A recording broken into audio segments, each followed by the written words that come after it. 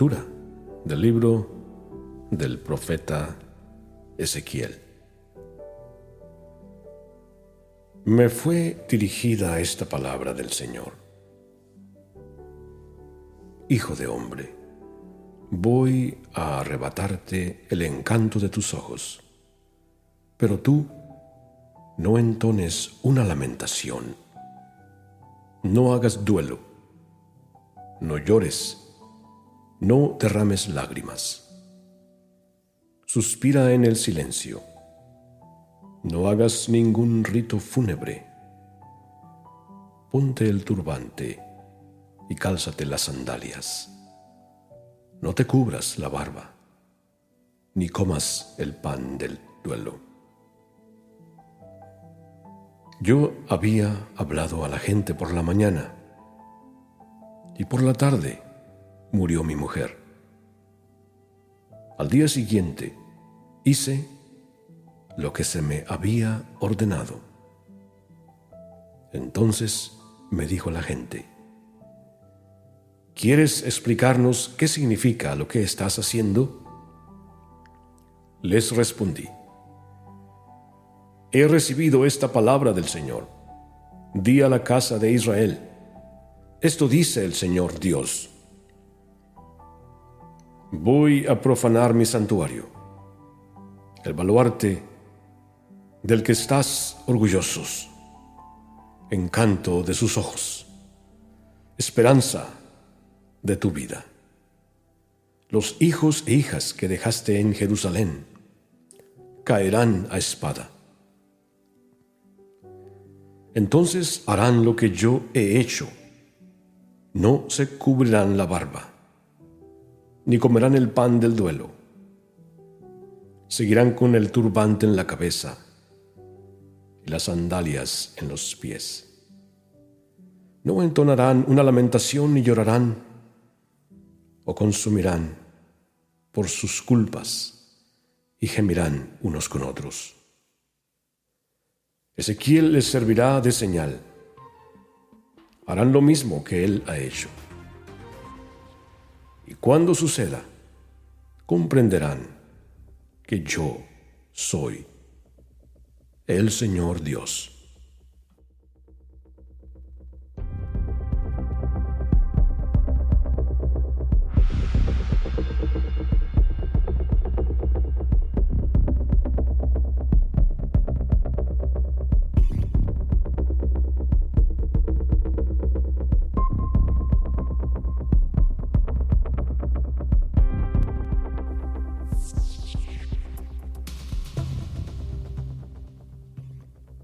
El ministerio profético de Ezequiel tuvo lugar durante la primera parte del siglo VI a.C.,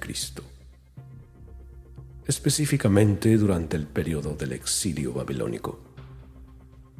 Fue parte del primer grupo de exiliados llevados a Babilonia en el año 597 a.C., unos 10 años antes de la destrucción final de Jerusalén y el templo en el año 586 a.C. Ezequiel comenzó su ministerio profético alrededor del año 593 a.C., 5 años después de ser llevado al exilio. Su ministerio continuó por al menos 2 décadas más.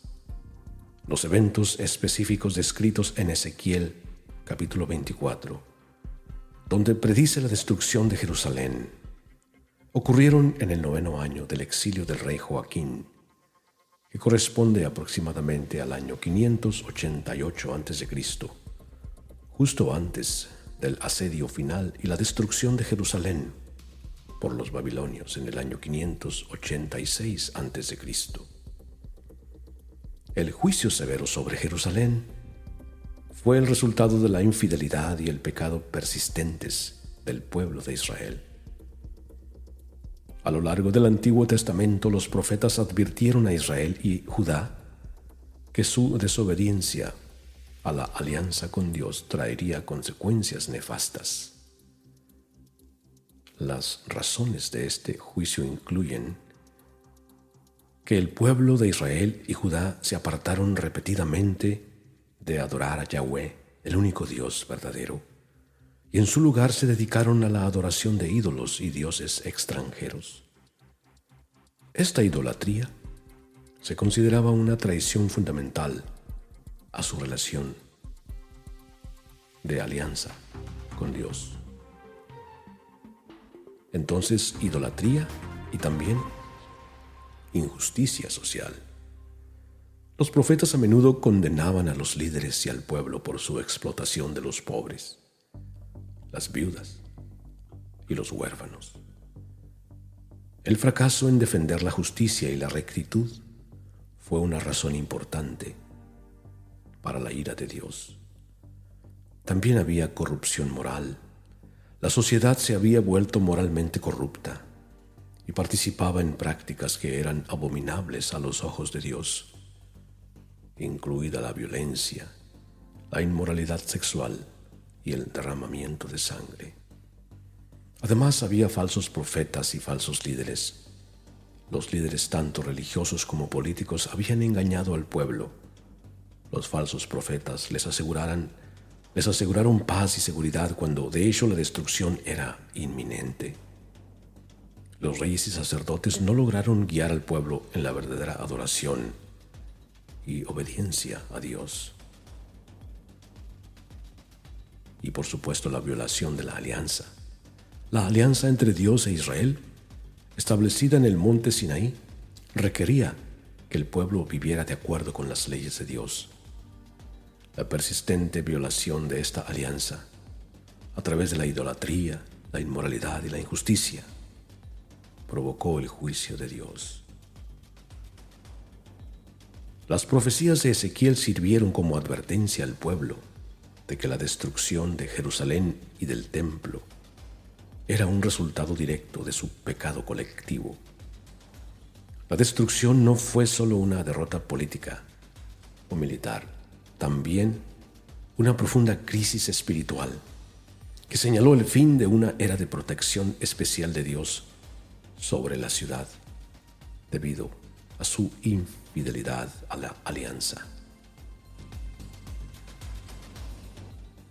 El juicio severo llegó como la culminación de los siglos de rebelión contra Dios. A pesar de numerosas advertencias a través de los profetas, el pueblo de Israel y Judá continuó en su desobediencia, lo que lo llevó a la consecuencia inevitable del exilio y la destrucción, como lo predijeron Ezequiel y otros profetas.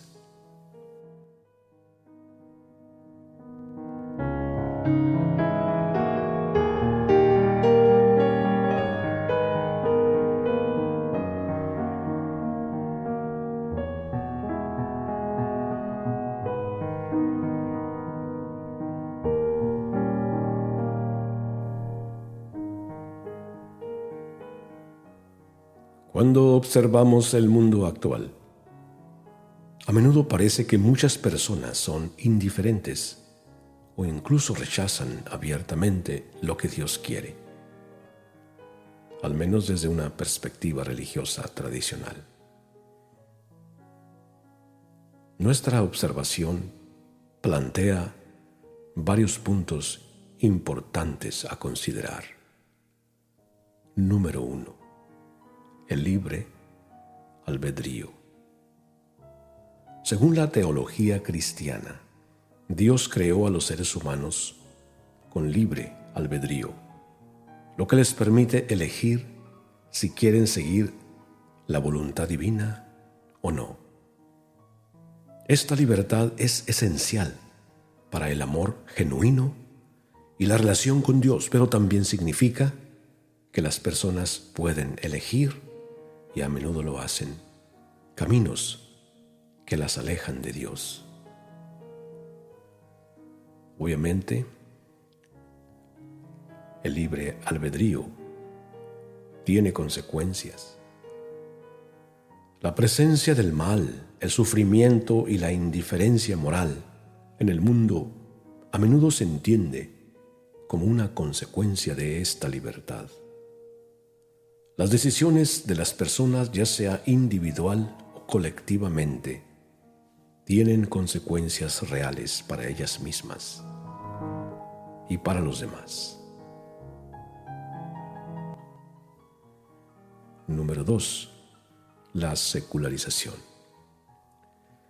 En muchas partes del mundo, especialmente en Occidente, ha habido un cambio significativo hacia la secularización, donde las creencias y prácticas religiosas han perdido protagonismo en la vida pública y privada. Este cambio está influenciado por varios factores, incluidos los avances científicos, los cambios en las normas sociales y un énfasis creciente en la autonomía individual. Y tenemos el relativismo moral, el auge del relativismo moral, en el que las verdades morales se consideran subjetivas y varían de persona a persona. Ha llevado a muchos a hacer caso omiso de las enseñanzas religiosas tradicionales. En un contexto así, lo que Dios quiere puede verse como una opinión entre muchas. Número 3. Vida contracultural. Para quienes buscan vivir de acuerdo con la voluntad de Dios, este entorno presenta un desafío significativo. Ser discípulo de Cristo a menudo significa vivir de una manera que es contraria a las normas culturales predominantes, lo que puede conducir a la marginación o la incomprensión. En un mundo donde muchos parecen indiferentes a Dios, el testimonio de quienes viven su fe auténticamente se vuelve aún más importante. Las acciones arraigadas en el amor, la justicia y la misericordia a menudo pueden hablar más fuerte que las palabras y tienen el potencial de atraer a otros hacia Dios, incluso en una sociedad secularizada como la nuestra. La historia del joven rico que se acercó a Jesús, que se encuentra en Mateo 19, del 16 al 22, y la profecía de Ezequiel 24, 15, 23, tratan temas del apego, obediencia y el desafío de seguir verdaderamente la voluntad de Dios. Aunque provienen de diferentes contextos y se dirigen a diferentes audiencias, hay formas en las que el mensaje del joven rico puede verse como una respuesta a las advertencias proféticas de Ezequiel y cómo se aplican a nuestro mundo actual. El apego a las cosas terrenales contra la obediencia a Dios. El acto profético de Ezequiel implicó la pérdida de lo que era querido para él, su esposa, como símbolo de la pérdida inminente que el pueblo de Israel enfrentaría con la destrucción de Jerusalén y el templo. Dios le indicó a Ezequiel que no se lamentara de la manera tradicional, señalando que el juicio era una consecuencia de las prioridades y apegos equivocados del pueblo, en particular su dependencia del templo, en lugar de una relación genuina de amor con Dios. En la historia del joven rico, Jesús lo desafía a desprenderse de sus posesiones materiales, que evidentemente eran un apego importante en su vida. El joven había seguido los mandamientos, pero todavía se aferraba a su riqueza. La invitación de Jesús a vender lo que tienes y darlo a los pobres fue un llamado a desprenderse de los tesoros terrenales y comprometerse plenamente a seguir a Dios. En nuestro mundo actual, muchas personas están profundamente apegadas a la riqueza material, el estatus u otras formas de seguridad, a menudo a expensas de una relación más profunda con Dios o un compromiso con la justicia y la misericordia. Tanto la profecía de Ezequiel como el desafío de Jesús resaltan el peligro de permitir que estos apegos se interpongan entre nosotros y Dios. El llamado es a examinar a qué nos aferramos y si nos impide vivir plenamente nuestra fe.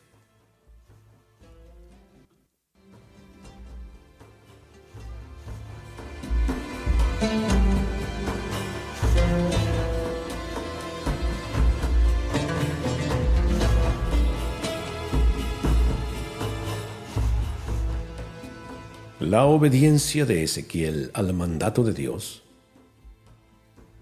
frente a la pérdida personal demostró lealtad, fidelidad radical. Sus acciones tenían el propósito de ser una señal para el pueblo de Israel, de que el verdadero discipulado a veces requiere un gran sacrificio y la voluntad de confiar en Dios por encima de todo.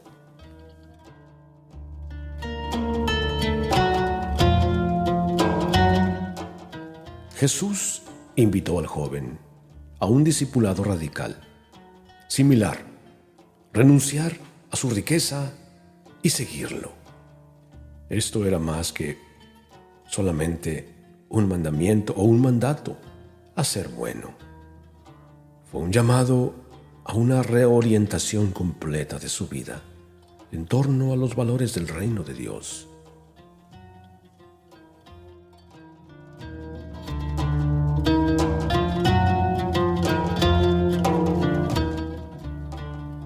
En un mundo que a menudo valora la riqueza, el éxito y la realización personal por encima de todo, el llamado al discipulado radical sigue siendo un reto, un desafío. Los cristianos están llamados a examinar lo que significa seguir a Cristo de una manera que podría requerir sacrificios, un reordenamiento de prioridades y un compromiso más profundo con la práctica del Evangelio en un mundo desordenado y a menudo materialista.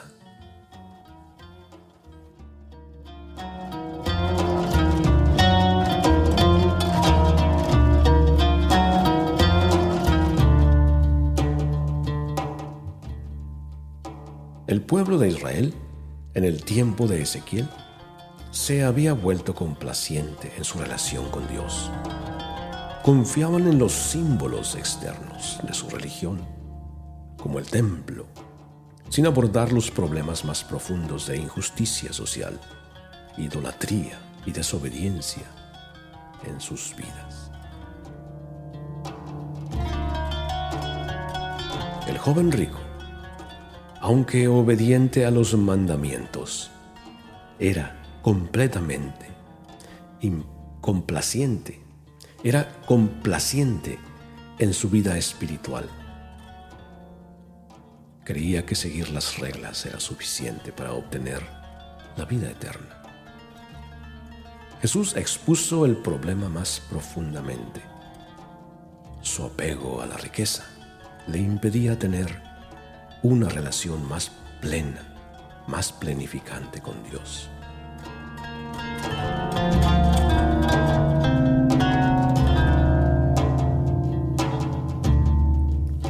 En el mundo de hoy, la complacencia espiritual puede manifestarse en un enfoque en las prácticas religiosas externas, sin una transformación interna correspondiente o un compromiso con la justicia, la misericordia y la humildad ante Dios.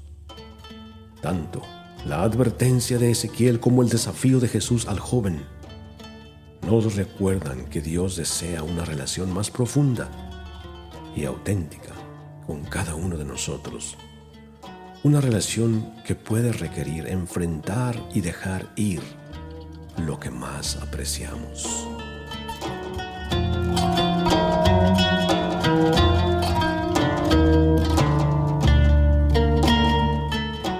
La profecía de Ezequiel y el reino de Dios.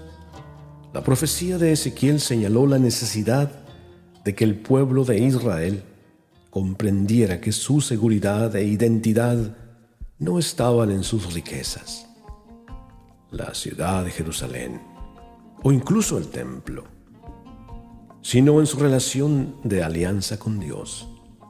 La destrucción del templo fue un llamado de atención para reorientar sus vidas hacia Dios.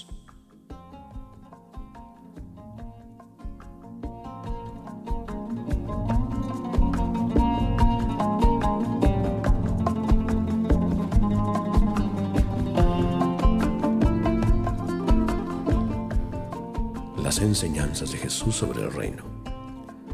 La enseñanza de Jesús al joven rico puso de manifiesto que la entrada al reino de Dios requiere un replanteamiento radical de lo que es verdaderamente valioso.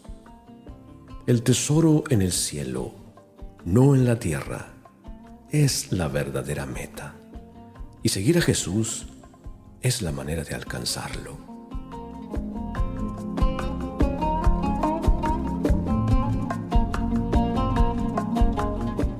En nuestro mundo desordenado, donde los valores a menudo se desvían hacia el materialismo, el poder y el interés propio, el llamado a vivir de acuerdo con los principios del reino de Dios es más relevante que nunca.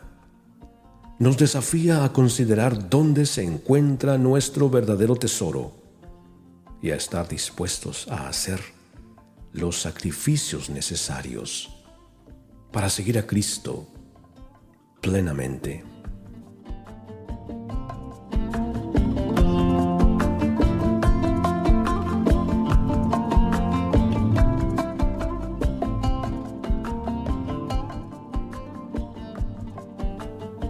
La historia del joven rico y la profecía de Ezequiel sirven como recordatorios de la necesidad a una lealtad, a una fidelidad radicales, y también de los peligros cuando permitimos que los apegos terrenales interfieran en nuestra relación con Dios.